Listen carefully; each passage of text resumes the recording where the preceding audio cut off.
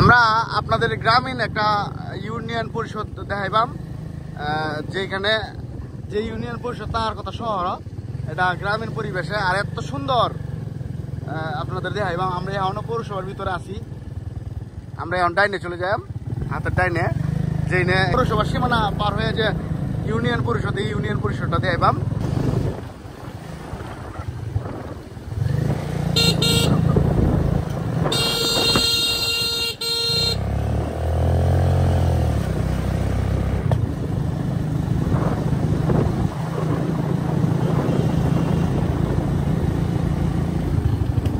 প্রচন্ড গরম, চাষা ঘাস কাটতেছে, এদিকে প্রাকৃতিক পরিবেশ।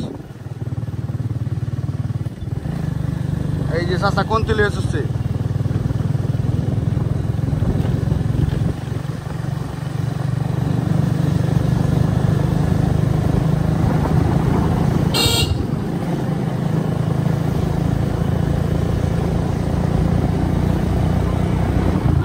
আমরা আড়াইবাড়ি ইউনিয়ন পরিষদে চলে যাচ্ছি, আর আড়াইবাড়ি ইউনিয়ন পরিষদের কাছাকাছি চলে আসছি।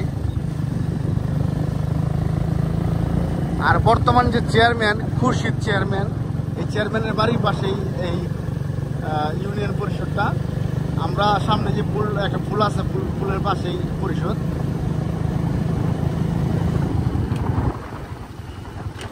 এক কথায় গ্রামীণ পরিবেশ। আপনাদের একটা একটা করে আমি সবই দেখাইবাম, ইউনিয়ন পরিষদ সব। এটা চেয়ারম্যানের বাড়ি। আর এই দিক দিয়ে মুখ দেব, এই সামনে আমরা বড় ভাই। ভাই কই যাও? মালকিনদা। এই যে এই পরিষদের পাশে এই পুরানা ফানের বর আছে তুই। এই যে আমরা চলে আসছি, এটা ইউনিয়ন পরিষদ।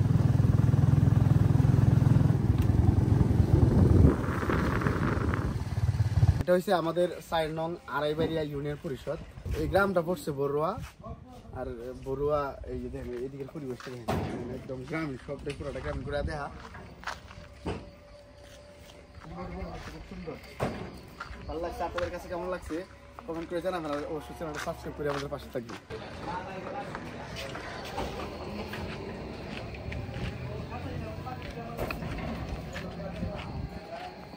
আমি আজকে এনে একবার দুপুর টাইমে চলে আসছি, চেয়ারম্যান সাহেব নাই। আরেকদিন চেয়ারম্যান সাহেবের সাথে আপনাদের কথা বলে দেন। আর এই চেয়ারম্যান সাহেবের নাম হয়েছে খুরশিদ চেয়ারম্যান। আর উনি টানা 3 বারের চেয়ারম্যান, জনপ্রিয় একটা চেয়ারম্যান। তো ওনারা দেখাইতে পারলাম না আজকে, অন্য একদিন দেখা দেন। এই রাস্তাতে গেলে সামনে ঠাটাকান্দা বাজার এদিক দিয়ে, আর এদিক দিয়ে পড়েছে আবার হোসেনপুর বাজার, বুঝছেন। এই যে রাস্তা দেখা যায়। আর গ্রামের পরিবেশটা অসাম। ওই দিক দিয়ে পানের বড় হয়ে রয়েছে, মাশাআল্লাহ খুব সুন্দর। এই যে বন্ধু ইসমাইল, এই যে এক ছোট ভাই গরু বানতেছে।